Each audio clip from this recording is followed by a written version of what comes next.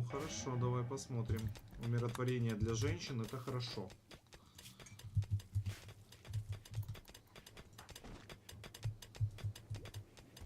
Блин, бабки есть, надо что-то пойти продать. А что у меня есть на продажу? Ни хрена. Легкие.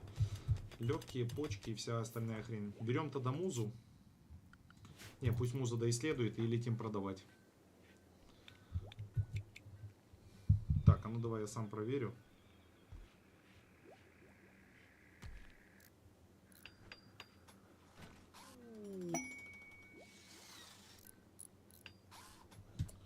Торговцы экзотикой.